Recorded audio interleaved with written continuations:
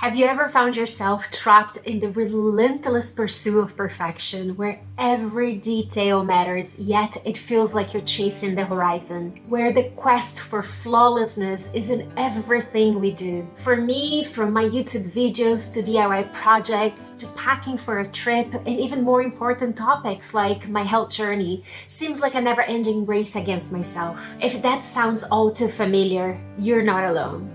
Today, we're peeling back the layers of perfectionism, a glossy allure that promises control but often leaves us grappling with an invisible beast. Let's be honest, living with a chronic illness often feels like you're supposed to be the director of a play where the script keeps changing, the actors forget their lines, and the stage props have a mind of their own. Amidst this, the demand for perfectionism whispers seductively in our ears, promising us control, promising us peace. But here's the catch.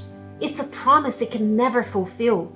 This pursuit of perfection in managing your symptoms, treatments, and daily routines becomes an impossible task, leaving us more exhausted and further from our goals. Hi there, I'm Daniela, and you're watching Through the Looking Glass, where we foster resilience and inspire lives. Today, we're embarking on a journey that resonates deeply with anyone who's ever felt the heavy chains of perfectionism. My journey with perfectionism feels like I'm chasing a moving target. It's a deeply personal quest, one where the attention to detail may seem excessive to many. Yet, I find profound sense of purpose and satisfaction. But this journey can sometimes feel overwhelming, as if I'm striving for a level of perfection that remains just out of reach. And it's not just about things I do, it also spills into my health journey. The illusion of conquering my illnesses promises control and mastery over my body and mind.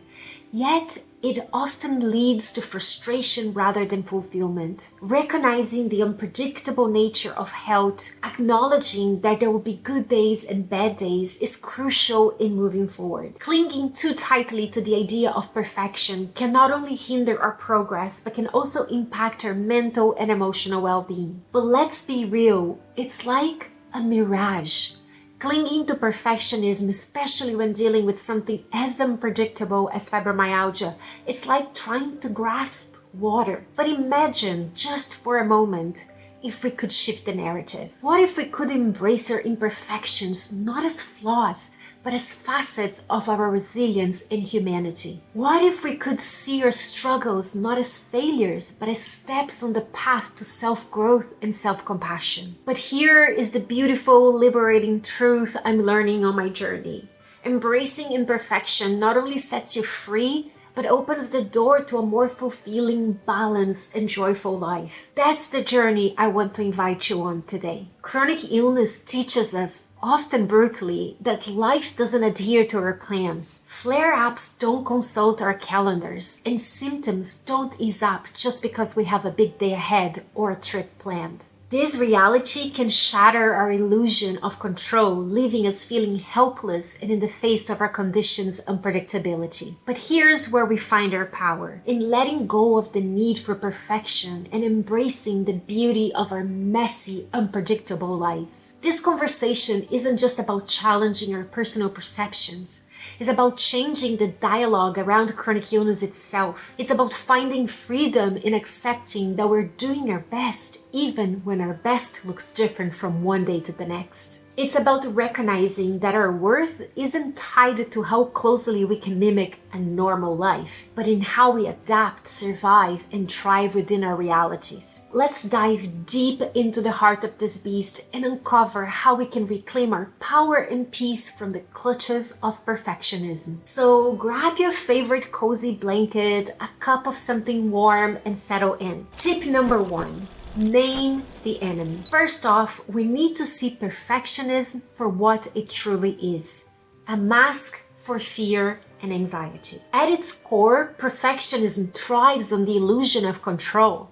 It seduces us with the idea that if we can just manage our illness, our diet, our medication, our lifestyle perfectly, then we can shield ourselves from pain, from flare-ups, from the unpredictability of chronic illness. It's a comforting thought, isn't it? If we're perfect, we won't fail. If we don't fail, we won't suffer. But here's the thing, this pursuit of perfection is really just fear in disguise. It's not about achieving control, it's about the terror of losing it. It's about the fear of what happens when we can't keep up, when despite our best efforts, our bodies betray us and our plans fall apart. This fear isn't just about the physical aspects of our illness, it's about the social implications, the vulnerability, and the potential for isolation and misunderstanding. The first step in overcoming this deeply ingrained perfectionism is acknowledgement. We need to recognize and admit to ourselves that this drive isn't propelling us forward, it's holding us back. It's preventing us from living fully, from accepting help, from being honest about our limitations, and from connecting authentically with others who share our struggles. By understanding that perfectionism is rooted in fear, we can begin to address those fears directly. Ask yourself, what am I really afraid of? Is it the judgment of others, the loss of independence, the uncertainty of the future? By naming these fears, we bring them into light where they're easier to confront and manage. Chronic illness teaches us a profound lesson. Failure is not our enemy. Fear of failure is. By acknowledging it, we begin to free ourselves from it. Tip number 2, compile your didn't matter list. A powerful strategy is the creation of a didn't matter list. This concept revolves around documenting instances, worries, or actions we believed would have significant negative consequences, which in hindsight didn't impact our lives or well-being as much as we feared. It's about learning to differentiate between the weight we assign to our fears and their actual outcome in reality. So often we find ourselves caught in a cycle of worry and stress over the potential implications of our actions or inactions related to our health. What if I miss this medication dose? What if I can't make it to my appointment? What if I have a flare-up during an important event? These worries can spiral, leading to anxiety and an overwhelming sense of impending doom. But when we document these worries and reflect on them later, we often find that the outcomes were not as dire as we anticipated. Start by keeping a simple journal, digital note, or even a voice memo of instances where your fears or the pursuit to be perfect led to significant stress. Then make a point to revisit those entries after some time has passed. You'll often discover that many of these situations resolved themselves, had minimal impact on your overall well-being, or taught you valuable lessons that made you stronger or more resilient. This didn't matter list serves as a tangible reminder of our tendency to overestimate the negative impact of certain events or decisions. By consistently updating and revisiting this list, we cultivate a healthier perspective that not every misstep is a catastrophe and not every deviation from our plan will lead to disaster. This realization can significantly reduce our overall stress levels and make us more forgiving of ourselves. This list isn't just about dismissing our concerns, but about learning from them. It encourages us to ask, what can I learn from this experience? Whether it's realizing that our health doesn't drastically decline from one missed medication, or recognizing that our social support is stronger than we thought, each entry on the list is an opportunity for growth. Ultimately, compiling a did not matter list teaches us flexibility and forgiveness in our lives and in managing our chronic illness. It reminds us that while we strive to control and perfect our health management, life is inherently unpredictable. Tip number 3. Learning from every step. The reality of living with a chronic illness is that there are going to be good days and bad days, successes and setbacks. Each of these experiences holds valuable lessons. For instance, a flare-up after a particularly stressful week might teach us the importance of stress management techniques or the need to set firmer boundaries around our time and energy. Rather than berating ourselves for not preventing the flare-up, we can view it as an opportunity to better understand our triggers and to refine our coping strategies. Adopting a learning mindset means asking ourselves, What can this experience teach me? It's about curiosity and openness to the lessons each day brings. This mindset transforms our relationship with our illness. It shifts us from being at the mercy of our condition to being active participants in our journey. A key part of learning from every step is practicing forgiveness. Forgiveness towards ourselves for not meeting our own expectations, and forgiveness towards our bodies when they don't perform as I wish they would. This forgiveness is not resignation.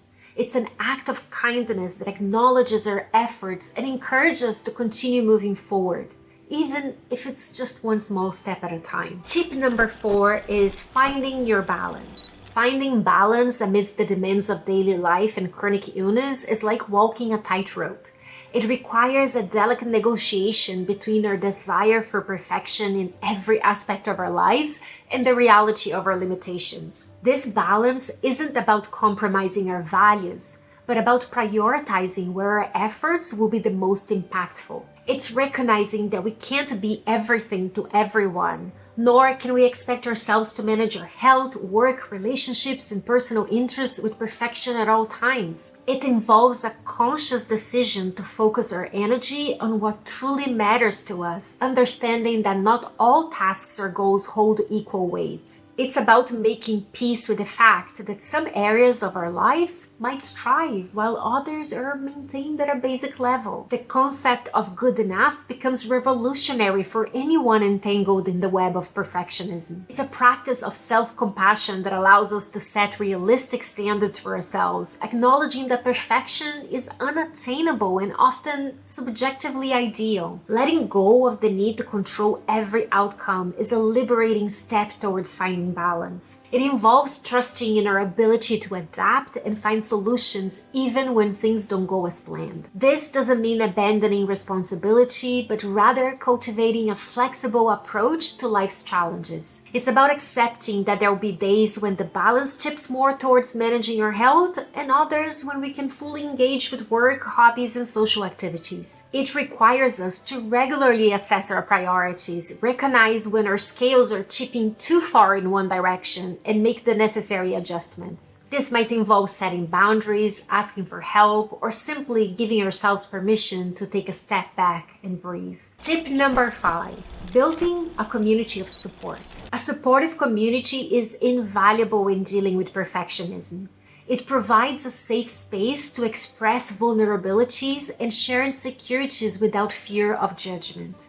This environment fosters a culture of acceptance and understanding where it's okay to not be okay. It's in these spaces that we're reminded of our worth beyond our productivity and our ability to manage our illness flawlessly. Supportive communities encourage us to set realistic expectations for ourselves and to embrace our limitations with grace. This network of friends, family, fellow warriors, and even healthcare providers serves as a foundational pillar that upholds us during the weakest moments. One of the most profound benefits of a supportive community is the strength drawn from shared experiences. Knowing you're not navigating the challenges of life and chronic illness alone can be immensely comforting. This connection provides a unique form of understanding that often goes beyond the empathy found in other relationships. It's about sharing tips, understanding each other's struggle without the need for extensive explanation, and offering a shoulder to lean on when the going gets tough. Creating a diversified support system is key. Different people can offer different kinds of support. Some may be great listeners, while others may offer practical help. And some might be the ones that you turn to for a much-needed laugh. For example, healthcare professionals play a crucial role in providing medical support and advice, while peers in the chronic illness community can offer invaluable insights based on their own experiences. Friends and family can offer emotional support and understanding, helping to ease the isolation that comes with chronic illness. This entire video is just to say that perfection is an illusion.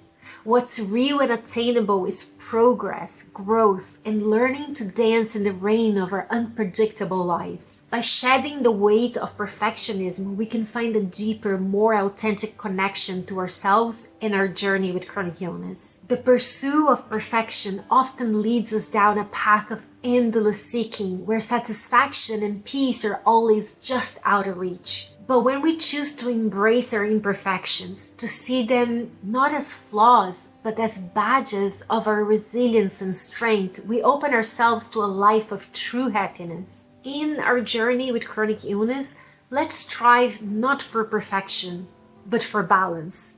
Let's build communities that uplift and support us. And let's remember to offer the same support and understanding to others. Thank you for joining me in this exploration of letting go of perfectionism and embracing the beautiful, imperfect journey of living with chronic illness. It's a path that is not always easy, but it's one that is rich in opportunities for growth, self-discovery, and genuine happiness. As we wrap up today, I encourage you to take a moment to reflect on your own relationship with perfectionism. Think about how it's impacted your life, your health, and your happiness, and step into a more compassionate, accepting relationship with yourself. Thank you for spending your time with me today. I'm here, this community is here, and together we can navigate the ups and downs of living with chronic illness. I will see you in our next one.